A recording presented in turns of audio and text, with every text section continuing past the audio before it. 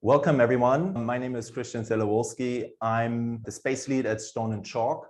Many of Stone & Chalk is Australia's leading and largest startup support program with hubs in Sydney, Melbourne, and Adelaide. Stone & Chalk Space is based in Adelaide, the land of the Kaurna people, and we acknowledge their elders, past and present, and all traditional owners of land in Australia and overseas. We're very proud to have 200 signups for this online event, and even interest from neighboring countries such as New Zealand and Singapore. We've got a rockstar lineup of distinguished speakers for this event, where we talk about Trailblazer, the Australian Space Agency's flagship $50 million grant program that supports NASA's Project Artemis. We do appreciate that many of you across Australia are experiencing a hard time in either partial or full lockdowns. We do feel with you, and we hope interesting events like this keep you going and give you some inspiration. I'm now handing over to Tim Parsons, who will be facilitating this event. To anyone in Australian space, Tim is a household name. He's wearing many hats. I've actually lost count. He's an investor and advisor to space startups. He founded Delta V, Australia's first incubator and cluster for space startups. He's chair of the Space Industry Association of Australia. He's a director of SmartSat CRC and the chair of Aurora. He'll explain to you what Aurora is, and because we're actually co-producing this event with Aurora and SmartSat CRC.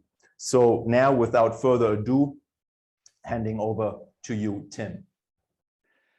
Thank you so much, Christian. It's such a great event. Thank you so much to you and Andrew Barton for organizing this event today. Aurora is an idea to enable Australia's space startups to work together, to leverage the power of SmartSat CRC, to leverage the fact that we as a country have a lot of space capabilities. And we believe that if we work together as an ecosystem and build an ecosystem, our startups and medium-sized SMEs, our universities, the big primes, working together with government organizations like the Australian Space Agency, we can build a world-class leadership ecosystem for the space industry. And we're expecting this industry to grow dramatically, and we're expecting Australia to have a major role if we can work together, if we can collaborate together. And that's really a theme for today. Trailblazer is a very exciting opportunity, a very unique opportunity for Australia. Only a few countries in the world are part of the NASA Moon to Mars Artemis program. And so we're excited and inspired to think about all the entrepreneurial opportunities that might exist on the journey that we're going to take in this NASA Moon to Mars project and the starting point of Trailblazer. And so to introduce this project, to introduce Trailblazer, it gives me great pleasure to welcome Campbell Pegg from the Space Agency. Our killer background, Campbell, love it. And you're going to give us a little bit of a background to this project, and also hopefully a little bit of background to you. You're a real space engineer. You've worked overseas in the space industry, and we're very lucky to have you here in Australia. Take it away.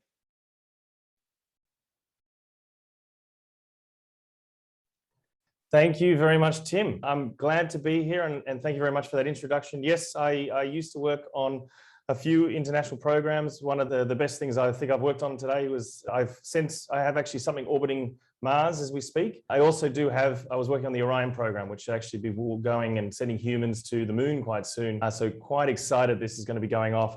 I've been working on a few spacecraft missions before that. And then after all of this, I've stepped up and come back to the Australian industry. And I really want to see this Australian industry grow and really turn some heads in the international context.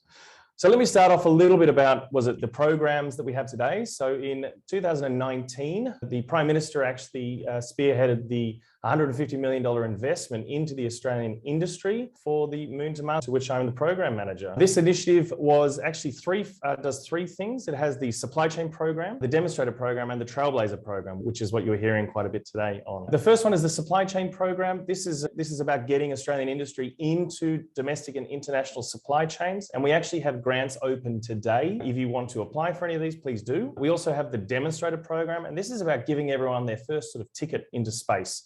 It's really about developing Australian capability and actually putting it in space and showing off what it is. We've funded a range of projects already today on some of the feasibility studies, and we do have mission grants that will open up later this year that anyone can apply to, even Australian companies. So please look out for them when they come, and I expect you guys to put your best foot forward as well. So please go for this, and I'd love to see your products in space. Now, the Trailblazer program, this is the one that I know a lot of people are very interested about, and I won't be able to give any more new information about this program today than what's already out in the public forum, but I'll explain a little bit of the journey of how we've got here. So this Moon to Mars initiative, one is the first space exploration programs that we've actually got in Australia, the first one. And when we went to public consultation for the first time round, it was quite clear, everyone wanted back was, what is the vision? What is the broader goal here? If we just have one-off mission, then this won't work. And so we went back and we talked to our technical advisors, we discussed internally, we went through the industry to see what the capability was, and we talked to our international partners. And then we actually came forward and found some amazing capability that Australia has that we can earmark as amazing capability for exploration. And these were three areas. One was in the mining sector under the remote operations capability, and we saw that the mining sector has been doing a fully autonomous or very high autonomous levels in the mining sector to continue this on. The second area that we found was amazing was actually our communications sector that's been working in the space industry for about 60 years. And on top of that, we also had the Antarctic division that's actually been doing remote medicine for a very long time. So we put forward, and you can see behind us on the picture, is that we said, where in this picture, where does Australia want to play? What do we want to do? And then we came down to three areas. One of them was foundation services. The second one was advanced exploration communication services. And then the third was exploration medicine as well. So what this is, and I think the last two most people know about, but the foundation services is quite new. When you look at the lunar exploration and when you look at lunar infrastructure that will be coming up, most people are focusing on the specific assets that are there. For foundation services, we realize Australia is actually very good at doing a lot of the industrial work that's behind it. So instead of building the ISRU facility, we're very good at actually getting the ISRU facility operational and running autonomously, similar to what we do in our mining sector. And so we see a range of different missions that can actually come from there. There's also from the exploration communication, we see there's a huge swath of missions that can also come from here, specifically around communications direct to lunar and on Mars, as well as IoT around the surface of the moon as well. And then the very last area that we were setting as a broad vision as well was the remote medicine, so exploration in the medical field. And we see that this has an amazing benefit for not just the space industry, but also Australia as well, is that Australia has a very unique situation that we have a lot of remote communities out here, and to develop health systems, develop medical systems for astronauts, we see that we can actually bring them back down to Earth and actually benefit this. So as we've stepped through this and from the consultations that we've had inside this initiative, we've really tried to step out some of the broader visions that we really see that Australia can play in and actually partake in the international context. The biggest question is, where do you guys think we should be? So this is the areas that we put forward, and how do you think we should be playing in this as well? So I'm really interested to hear what you guys are all going to say today, and I'm really interested to see what all the discussions are about. Thank you very much.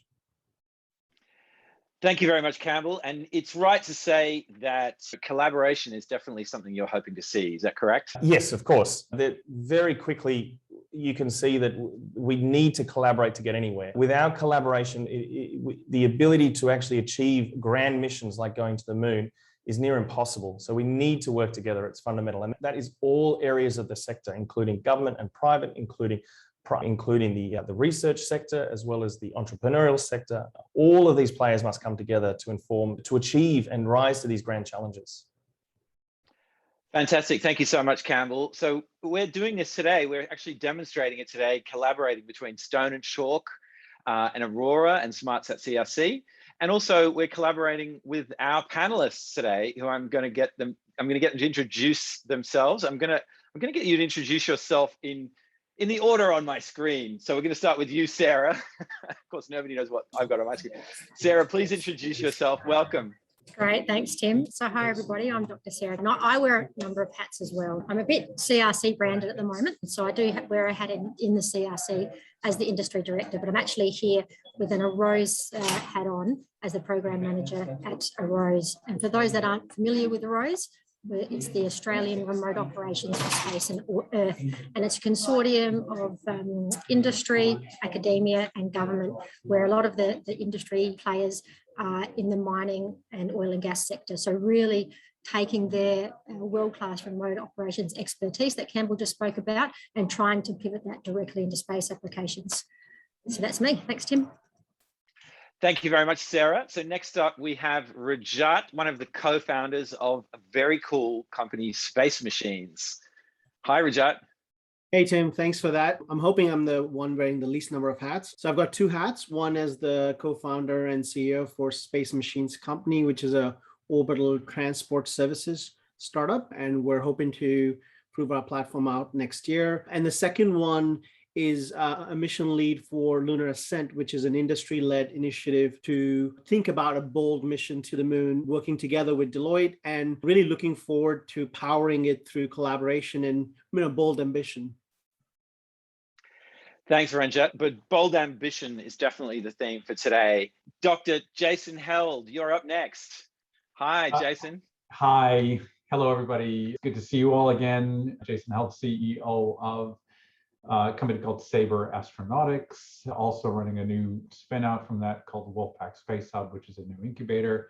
It's spinning out, but at Sabre, we do mission operations, satellite control, and just happy to help, happy to talk about space and stuff. And Jason, you're very modest. Your company also runs the Australian Mission Control Centre at Lot 14 there in Adelaide, correct? Yeah, we went live back in March, and we've got a cadence of companies that we're onboarding to fly, some small, some a little bit bigger. It's actually been really exciting to see some of the ideas from this community coming in and saying we need flight, because we are seeing a whole bunch of variety out of the crowd.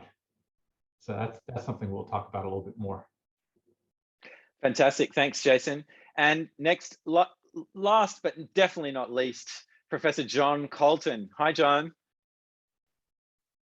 Hi, Tim. Great to see you again.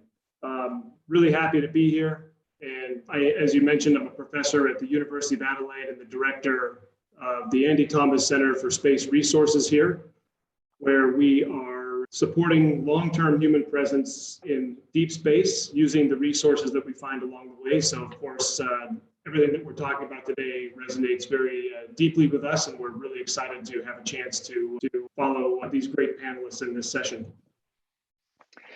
Yeah, in situ resource utilization is a triplet that comes to mind straight away. So we're going to launch into our conversation, and we're going to have a chat for about 30 minutes about Trailblazer. Now, Trailblazer, it's an interesting word. It implies there's a trail. And so the first question I'd love each of you to think about is, where is this Moon to Mars trail going to take us? What are some of the amazing things that you expect to happen? If you were going to write a postcard back to today from 2030, what would be on that postcard? Can you paint a picture of what Moon to Mars is going to look like by then for 2030 from your perspective? And what role might Australia be playing in that? John, do you want to kick us off? And we'll go back along the line, back Jason, Rajat, then back to Sarah. Sure. Thanks, Tim. I would say that the exciting thing about what's happening now in space is that the next 50 years are going to be very different than the last 50 years. So what I hope to see, my ambitious, exciting thing that I would want to see from 2030 is humans in space.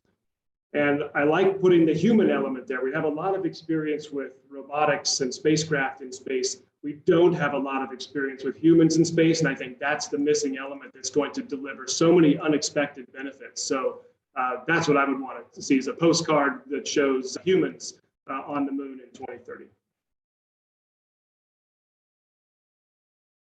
Very cool. Jace. Yeah, 100%. Music to my ears, John. Legend. I'm down with that. And we've always seen this as something which is not possible, far future, far-fetched, no market. Yeah, those are the type of terms I've heard in the past. That's changed. That's definitely changed. I'm seeing 4 companies already in our kind of leads list that are doing lunar. We'll definitely see people that are doing moon stuff by 2030. Mars is still an open question. We're all still looking at Elon Musk to see what he could do there. But there are multiple opportunities for the moon, I think, short term. And I do see 2030 as something short term for us. It's only 9 years away. So we got to get ready. And the Australian market is already talking about setting up deals to put payloads out there, but we need to actually push deeper and further and start looking at the human aspect and looking at what's actually valuable on the moon for our businesses and our ventures. And there's a lot there. Thanks, Jason. Rajat. Look, I think I agree with John and Jason, like human presence on the moon. But I think in addition to that, a robust infrastructure in space that allows that human presence both on the moon and around the Earth. And I think to do that, having infrastructure services like transportation, like servicing and assembly, I think in addition to where we start to look out and look at human presence on the moon, also starting to look at what type of infrastructure that is out there by 2030. And I think that's where Australia has a role to play. I think there is a role for us given our strengths in communication. There's roles around transportation. There's roles around IoT and downstream applications of data. And so I think there's a lot of opportunity as we look back from 2030, both at the foundational level, but then also downstream applications of data. Very interesting. Sarah, your take on 2030. Yeah, so I think we are the Artemis generation. And I would love to be able to look back at 2030 and see a nation that's no longer trying to catch up, that we're actually a prime provider of a service, or a lunar lander or the mission control center is where people want to come for that particular service. And we're no longer catching up, is that people are trying to do what we do because we're so good at it. I feel like the last few years, apart from our communications, which is a really good infrastructure, I'd love to be able to look back and go, we are the best at this in the world. Everyone else is envious of what we can offer. So I want to just ask a question from each of you to think of, a business or think of an entrepreneurial opportunity that might be created by this picture. John led us off with this idea, but I'll go back to you, Sarah, first. So I'm an astronaut and I'm in the Artemis space station orbiting around the moon. And in fact, I'm over 350,000 kilometers, I think. The sort of astrophysics nerds will be able to correct me on the exact amount. I believe it's 250,000 miles in the old money. And I'm a long way away, right? Maybe I'm with one or two other colleagues in that space station, and maybe I'm there for a few months.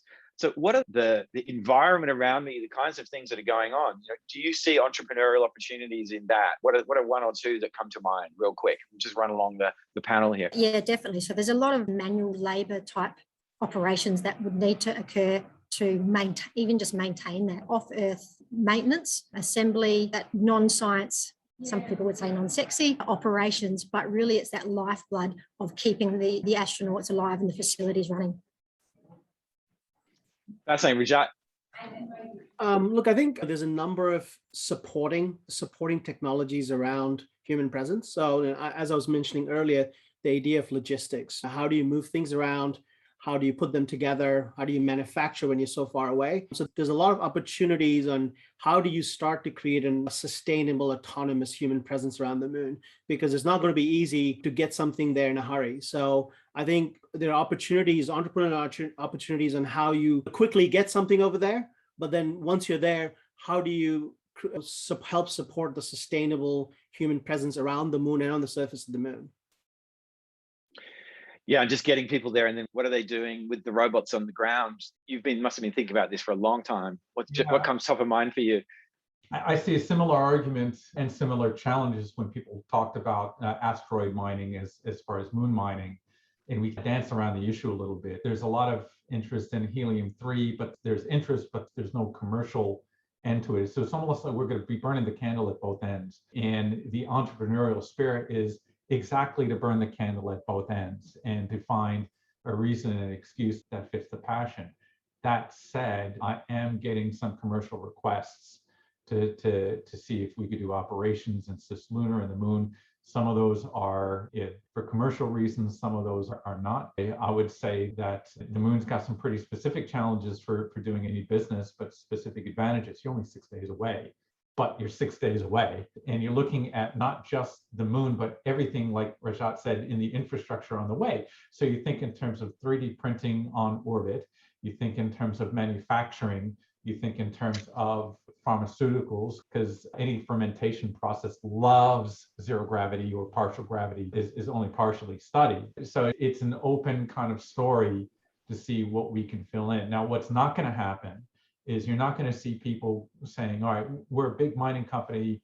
Rio Tinto is not necessarily going to spend money on the moon right away. But the moment you start digging stuff up and finding customers for it, you're going to see a pile on. So those first entry movers are going to be really important to see who's willing to give it a go and who has the talent entrepreneurially to raise the funding, either through a Moon to Mars grant for the seed and mapping out that chain of funding all the way up to bigger and bigger numbers. So that's the story. Yeah, I love that. John, a couple of years ago, one of the big primes, I believe, set a price for a liter of water in orbit, right, to try to trigger a marketplace for that. Is that the kind of thing you're thinking about in terms of resource utilization in situ, that kind of market, leading on with what Jason spoke about? And when that company did that's an important thing. You don't have a market unless somebody stipulates a price. So that was important, and that helps us. That adds another set of numbers that we can use to try and close business cases when we think about how we might do these sorts of things. But utilizing the resources that we find out there to support humans, and to clarify, what we're talking about here is things like water.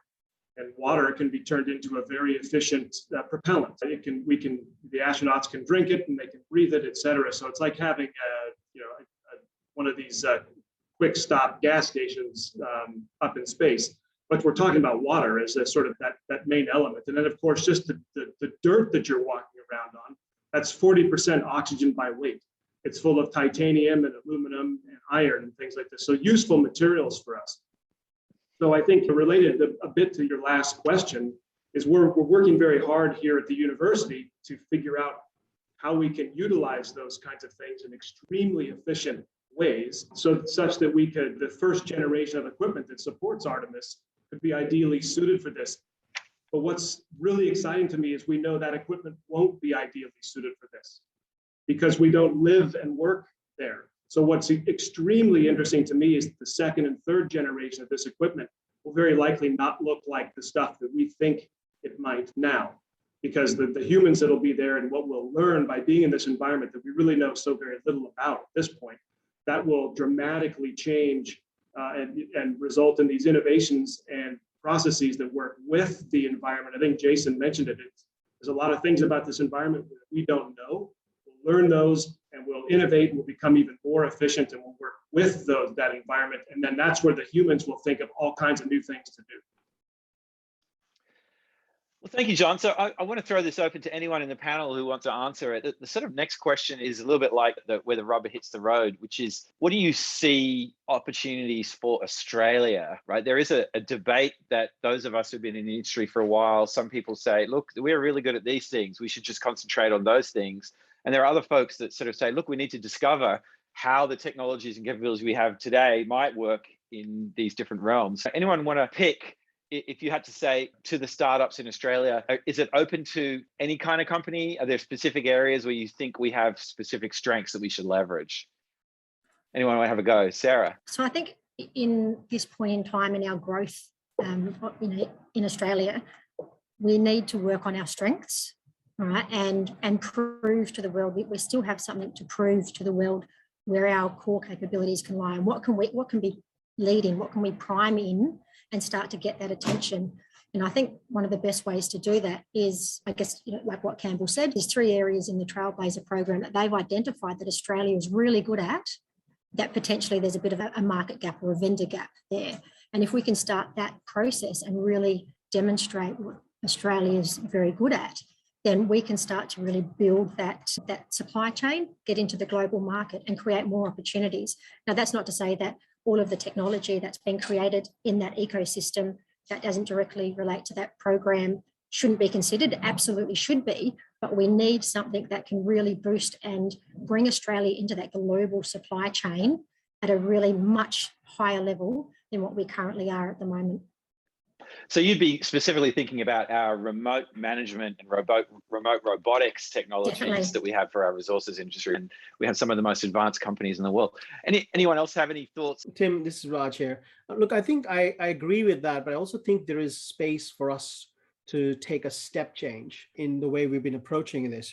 There's space for both. I think it's not an either or. I think we leverage the strengths we have, but then also we've got to think bold. We've got to think collaboration. I think Australians in the past, every time we've taken a bold approach and worked collaboratively, we made that step change. And you go back in history and numerous examples of that. So I think it's a combination of how we create capital efficiency and the way we apply that to bold ideas that working together with the larger community and collaborative across the ecosystem, whilst also leveraging what we have done so well for the last 50 years in space. So, that's my opinion. I think we should not choose. We should put the collaboration, the practicality of working on what we're good at, something, and then also taking a bold risk. Yeah, we have incredible capabilities in media, in the construction sector, in the finance sector. We've got lots of world-class, world-leading businesses. So you're right, we can do it in this sector as well. Jason or John, any kind of first thoughts thinking about Trailblazer, right? Anything that you think really comes to mind? We should take this pathway.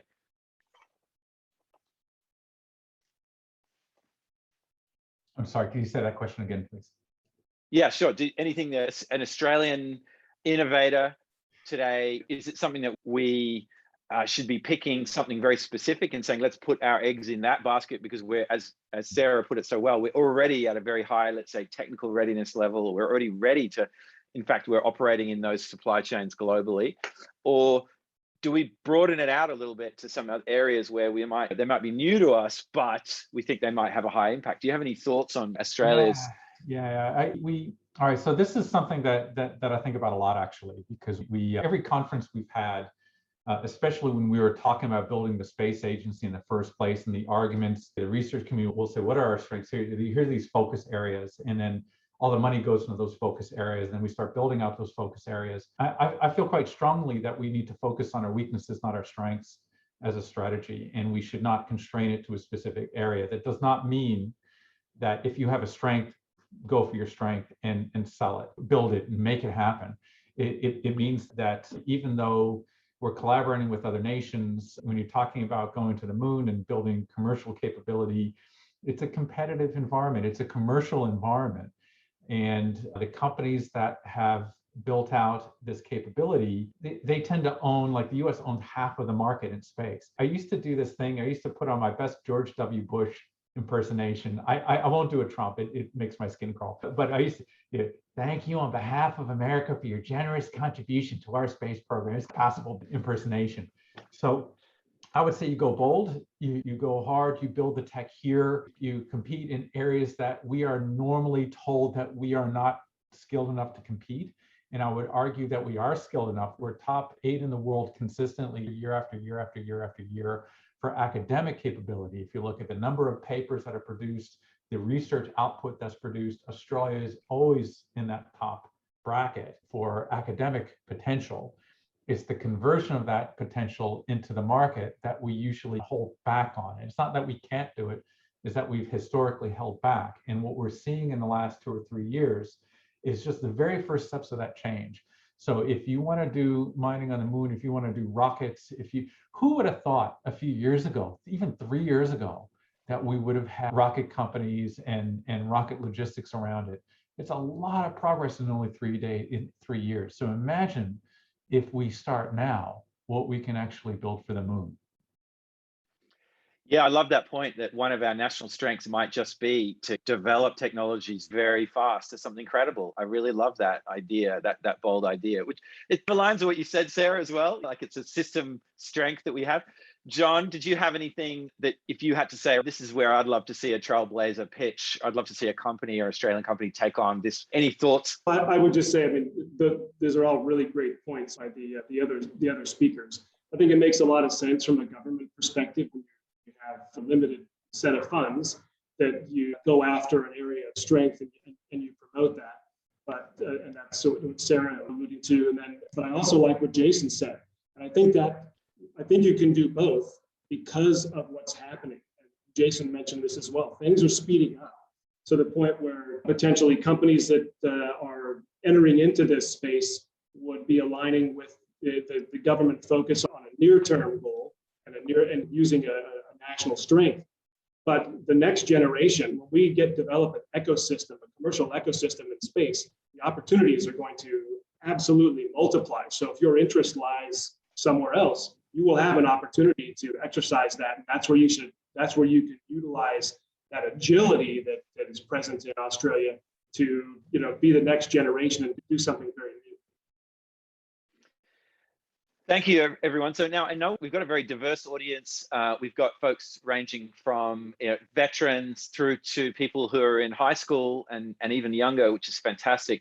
So there's sort of two questions that I wanted to ask the panelists. One's about Trailblazer and one's about the space industry more generally. If you were a company that was looking at Trailblazer, thinking about it, what should you be doing today to prepare, to contribute to participate, to get involved, and knowing that, of course, Trailblazer isn't just the one and only opportunity that Campbell's talking about. There's a whole range of things that are going to come before and after Trailblazer. What are the things that a company should be doing today, or even an individual should be doing today, to join this space sector, to get involved in NASA Moon to Mars, to get involved in all the great things that are happening?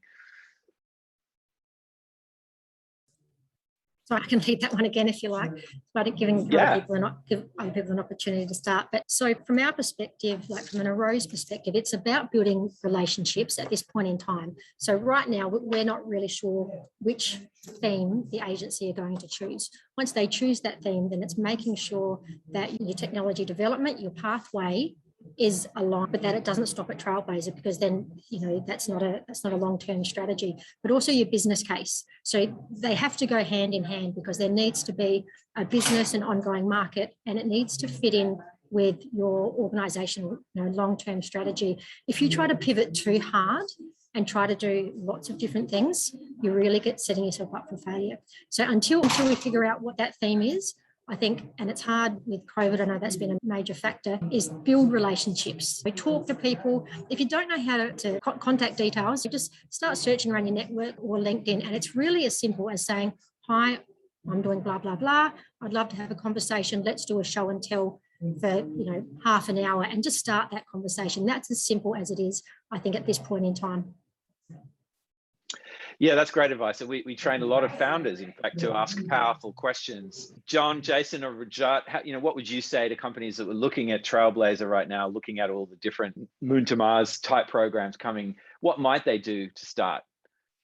Rajat? Look, I think from Lunar Ascent's perspective, the idea for us was, again, how do we take a bold, ambitious goal of transporting and communicating back from the moon and turn that into a supply chain, and start talking how various companies in the ecosystem align and make it commercially feasible. So I think for us, it's not just thinking about Trailblazer as a funding mechanism, but also how do we create a commercially viable initiative that provides everyone in that supply chain around a bold idea, commercial viability and global competitiveness.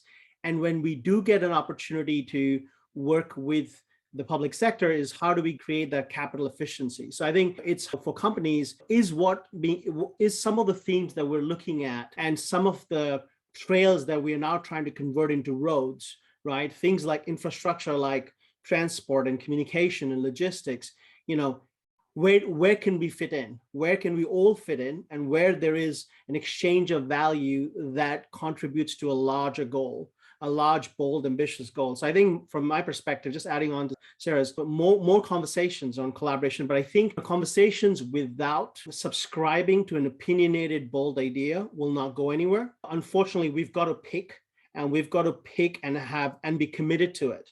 And I think that's where what Jason was saying earlier, we've got to pick a goal, a bold goal, and we've got to align behind it and find where there's opportunity for a lot of the companies out there, including ours, to work together. And it sounds like you're going to be getting Australian companies to join your supply chain to do things for Space Machines. Is that? Look, absolutely. I think for us, the key thing is how do we build that capability here? Jason hinted to that before. It's like, how do we build something that we've not traditionally been very good at, but we have the capability? We can't compete with some of the other countries around access to capital, mature industry, or a large talent pool. But what we have is our ability to take risk, and also a great, very educated, talented, group of academia, and no baggage, because we've never had to do it before. So I think in some way it's a strength for us, not having built some things in a certain way that others have been doing for 20 years. So I think we've got to look at that and say, how do we compete in this ecosystem where we could take advantage of and grow our weaknesses rather than just leverage our strengths? Terrific. And yeah, Jason, you've got, with the Wolfpack, you're already supporting a bunch of those early stage companies and helping them get progress in the industry, right? Yeah, working on it. It's amazing what happens. All right, so here's the thing. I run into a lot of people in Australia over the years who tell themselves that they can't do a thing. It's not that people don't have confidence. It's certainly not that. I'm going to push back a little bit on Rajat just to get some banter, but I think we have the talent here. I really think we have the talent here. We pump out 800 space engineers every year. Certainly the junior engineering pool is rock solid in Australia, absolutely rock solid. Far more than we have more people than we have jobs. And although that's starting to fix this up, which is exciting. But what I find is a lot of these younglings, because of Australia's history, we've had decades without a space agency. So this is only changing now. This is going to get better. But for many years, we'd get interns, and the interns would say, "Oh, someone out there told me that we can't do space, so we have to do machine learning, or we have to do." Yeah, I'm a hypocrite because I do machine learning. Yes, I love it. But it's one thing if you love it. It's another thing if you're told you can't do it. Therefore, you need to do accounting, or you need to do other perfectly valid fields. But it's pushing away from your passion. And what I've been trying to tell people is, all right, if this is your passion, if you want to do rockets, go for it. Yeah, of course it's hard. Rocket Labs was founded by a whole bunch of people in New Zealand, in even a harder market than Australia. And they pull it off because they built it and they innovated it. The Wolfpack Space Hub is an incubator, and people have come in with their startups, and we've told them only space startups, only things that fly. And we've been very firm on that, partly to push them a little bit. But even some of the companies that have come in have said, I have been talking to investors and mentors, and they're telling me they're a bit nervous about doing space. They don't understand it. So we've shown them how to do that, how to be an actual space company when you've got an environment that's telling you can't. Because frankly, growing up in the United States, and I know Rajat spent a lot of time there, so I'm hearing some of the same arguments. The confidence that an American entrepreneur comes in to the table is quite simply because we grew up with it. It's nothing different. We didn't learn anything different. We simply grew up with the idea that it's possible. So that is the bit that's changing in Australia with the space agency. And I'm seeing it get better every single day. So whenever people say, I don't know, we got to go overseas for this skill or that skill, you don't. You could build it here. I think the risk profile is changing as well, where people are no longer afraid to do the hard things that could possibly explode. Now they're saying, all right, it could fail, but when it fails, it'll be glorious. So let's try it. And the process is going to change the way we innovate. And those moon missions and Mars missions. And by the way, I haven't lost my sights on. I'm a huge Mars fan, hence the background. But it's all going to be possible. But it's up to us to make the conscious decision that when people say it's not possible, to say, actually it is, and we're actually going to do it here. Thanks, Jason. It's a mindset, isn't it? Inside out. You're such an inspiration, mate. John, are you still online? Have we lost you? He's just dropped off my screen here. So it may be that we've lost John. So I think if we're at the point now where we're going to see if we can answer some of the questions that have been coming through and maybe have a bit of a discussion. So I'm going to invite Christian and Campbell to come back and work through some of the questions that we've had come through. And so, gents, over to you. How's it been going in the Q&A room? Hey, thanks, Tim. It was a very inspiring and engaging discussion. Sorry, I need to remember the camera is there and the screen is here. We've actually had a number of questions posed by attendees who signed up in the humanities process, and we'll actually run through a few questions from that. And then we have a couple of questions that were just put into Zoom. And so we'll run through some of those questions as well. So one question I'm looking at here right now, is that, do you want to go for that? I won't be able to answer it, unfortunately. So we're looking at one question which actually came also in Zoom. Is there any opportunity that arises from Australia's status as a party to the Moon Agreement? It's quite interesting. And unfortunately, we don't have any space lawyers here right now. But if anyone feels that they're qualified to reply to this question, now's the time to speak. Otherwise, we'll just move on to the next one. Only a quick comment that MOU do not guarantee money, and most of these overseas organizations have it in their laws that they cannot send money overseas except under very special circumstances, which is another reason why we need to be very kind of forward leaning about building tech here and exporting that tech rather than thinking of an import opportunity. That's all.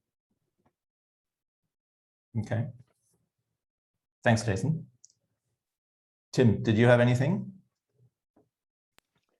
No, I think we are influencing legal frameworks globally. We have some people in Australia who are on all those UN bodies. So I think there's a soft power opportunity for us to influence where things go. And hopefully that'll open up commercial opportunities along the lines that Jason talked about. We've also got a TSA, a technical services agreement under negotiation with the US government right now, which hopefully will make it a little bit easier for that sort of bilateral flow that we want to happen. But yeah, we need to be exporting. Yeah. I think it's a technical safeguard agreement, technology safeguard agreement, right? Now I got it. Thank you. Technology safeguard agreement. Correct. So we have a question here with students wanting to enter this industry. What other ways can they get involved with, whether it's attending or even volunteering? Maybe this is something for the startups among the speakers. Rajat or Jason? Rajat's muted, so therefore, by definition, you go, Rajat. I was just saying, I lost Christian for a second on my connection. Could you? Students wanting to enter this industry, what ways are there to get involved, whether it's by volunteering or interning with? Look, I think internships is definitely something that, at least on our end, we're looking at. We've got in Sydney, between Sydney and Adelaide now, 6 interns ranging from high school to 3rd and 4th year engineering students. I think that's a great way to get involved. But I think there's a number of challenges and competitions that are being run across the country and internationally that are open to students here. So I think that's a great way to engage and make connections within the industry. Okay. I'll drop a link to one in the chat. Yeah. I was just going to say, Innovore, which is a Adelaide headquartered company, they actually have one that they just announced. It just happened to be the top of my inbox there. So I just example of the kind of things that we're going to see more of. So just watch out for those. Tim, are there any questions on Zoom that you feel compelled to reply to? I think one of them was really an interesting one around what are the connections we have with the Antarctic division. And that's an example of a great question, which we need to work on. The Antarctic division has got a huge amount of experience in remote human physiology, remote human psychology. And so there's an opportunity right there for someone to reach out to them and say, hey, I'd like to take this on. I'm interested in the space domain. So I think the question was, is there an existing research project? And that's a really powerful question to go and explore if you're a startup who are interested in human factors and that specific exploration medicine piece that Campbell, you talked about earlier.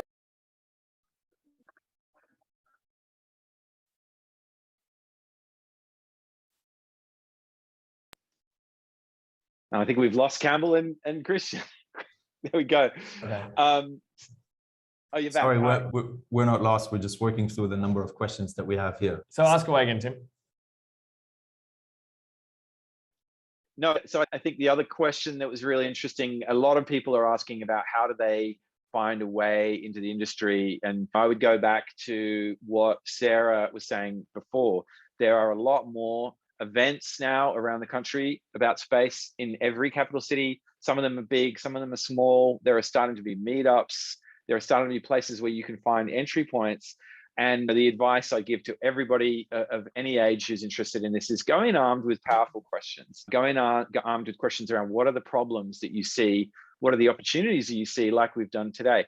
You may be surprised. One of the questions there was, and Jason, you would probably be a good person to answer this one. Do we get access for something like Moon to Mars to the NASA Deep Space Communication Facility? You're running the Australian Mission Control. How does all that, how much infrastructure do we actually have in Australia that could let us talk to? Really strong on ground stations. For many years, Australia, because geographically, we're in a really good spot for sensors and ground stations. So that was a natural pull. A lot of companies would come here, buy some land, set up a dish, and then head off back to the States or Europe, wherever they're from. And we would at least get some participation through that. And there were a lot of data agreements. So we'll give you free imagery if you give me free time on the dish. A lot of things like that have happened, for better or for worse. So the better part of that means that we've got a lot of infrastructure there, and the infrastructure is quite good. And the skill set around SATCOM is also really good in Australia. We're a little bit lighter in things like rockets, but I think we're going to catch up quite quickly in propulsion infrastructure. Whether the rockets we're building here will be as commercially strong as some of the other things that we're seeing coming out of the market. It's a race because the Americans have a head start, and we're going to catch up. And a lot of the entrepreneurs are doing a real motivated cheering for them, actually, to break through that. And we're looking for, when you're talking infrastructure, you're looking at people who can bend metal, and as well as people who are very strong in the academic side. So let's not forget about that. We're very strong there as well. John, you've just crept back onto my screen. I wanted to ask, you've got a lot of students under your wing. You're probably across a lot of the other programs around Australia. There's the ISU. We have one of the 2 campuses for the International Space University, I think it is, or 3 campuses here in Australia. What are you seeing? What are your students doing to prepare for the industry? That's a great question, Tim. And essentially, we do get this question a lot, where younger students will ask us, where do I go get my space degree? And I have to give props to Sarah. I love that her background, because that's what we're focusing on. It's a bit, and you said this earlier too, that potentially infrastructure and civil engineering things, these are pretty exciting topics, especially in a lunar context. And these provide the modern miracles that we have become accustomed to in daily life, but on the moon, even so much more critical. So what we like to tell folks is, these are just, a civil engineer is a space engineer, and a structures engineer is a space engineer, and a computer scientist is a space computer scientist. So those are fundamental skills. But we also have an artist in residence at the center, because we understand that human experience is broader than potentially just STEM things. So we're looking at all of those sorts of humanistic sorts of contributions to what's going to go on up there. But related to your earlier question, if you want to get involved in space, there is so much happening. You have that opportunity. We have engineers call us all the time and say, hey, can I do something with you just to get some space experience? And we're very open to those kinds of opportunities. Okay, we're nearly finished. So we've got maybe 1.5 more questions to ask, because we're very focused now on entrepreneurial opportunities. So each one of you now, what would you look for? Let's suppose you're all doing a bid, either collectively, individually, or in leading that. What would you look for in a startup that you were thinking of partnering with for the Trailblazer? What would you look for, John? Okay, I'm probably the least qualified of this fantastic group that's here. Everyone that's speaking is associated with companies, and they're in that arena every day. So from the university perspective, for us, if we're approached by a commercial firm, we like to see a little bit of maturity and some seriousness with regard to their endeavor. And really for us, the linkage is, do you need us to help with your research? So that's where we find the value, is we make our research, that's the stamp that tells us that the research that we're doing and the research direction we're heading in is important to industry. And of course, that's critically important in an academic environment. So we want to make sure there's a good marriage between what we're doing and its utility to that particular partner. Thanks, John. What about their other panelists? What do you look for in a startup if you're going to partner with them? So from my perspective, we would be looking for them to fill a gap. So I guess there's 2 quick answers to this. So one, they need to fill a technology. So it's what is it that they can provide us, and how can we get them to that TRL 9 level? And the second one is trust. So you need to be able to trust the people in your consortium, in your team, that when it comes time to deliver, that everybody's working together. And I know typically the way the Australian space ecosystem has grown is that there tends to be a bit of competition in there, but we're at the point now where the sum of our parts is so great, and that trust and that relationship building is really going to accelerate that. Professional vulnerability, that's great. Jason or Rajat? Yeah, Rajat. Look, I think from my perspective, it's openness to work together. I think my experience has been that I think traditionally we've operated in our own world and ecosystem and business. I think to harness an opportunity like a Trailblazer, you've got to be open. It's a type of competition, but collaboration. I think the more we share, the better we get. And I think it's about finding value and trying to work out where each one of us fits in. And so I think from my perspective, step one is really, let's stop trying to find a little corner that we can own for ourselves, but let's try and find where we can work together. And that's about openness. And I think second part of this for me is openness and having a crazy idea, right? Like, I think we are really interested in people who have crazy ideas, because right now it is a race, like Jason mentioned. And I think it's about how bold your ideas are, how committed you are to it. And I think we've got a bold and crazy idea, and we expect people that we work with to be open in sharing how crazy they are. That's a fantastic set of mindsets there. Thank you, Rajat. Jason. Yeah, 100% agree with everybody else. And Sarah, Rajat, and John, they all said it. It's all the same thing. Trust. It's about the people. Like, we'll work with our competitors. We've got a couple of competitors that would normally bop us in the nose, but we were able to turn that around. Okay, let's actually work together. Especially in Australia, it is vital to work together because your competitors are people with accents like mine. I'm a total hypocrite, but when it comes to saying work with the locals, not the Americans. But that's the truth of it. We have to band together. We have to hunt as a pack, hence the name of the wolf pack, whatever. But the bottom line for us, when we decide whether to work with a startup or not, is do I trust the people that I'm about to enter a trench with? Are they going to persevere through the hard times? Because loyalty doesn't happen when things are going well. You find out who's loyal to the team when things are going tough. And in most cases, especially for a startup compared to a larger, more established venture, the startup, you don't just look at the founders, you look at who their investors are or their advisory boards are. Because if there are problems with the investors or advisory boards, there's going to be problems later down the line. So you really got to be looking at both of those sides of the equation. Okay, last big question that's come through that I want to ask all of you. It's a biggie. Should Australia have its own astronauts? Yes or no? Obviously. Yes, Rajat, yes, we need more. Thank you so much, everyone, for your attention. Thank you, Christian, Campbell, and Andrew Barton for setting us up today for this terrific event. Thank you so much for having us. I think we nearly had about 95 people at its peak, right? 122, actually. Wow. Fantastic. Thank you for having us. Yeah. Awesome. Thanks, everyone. Thank you.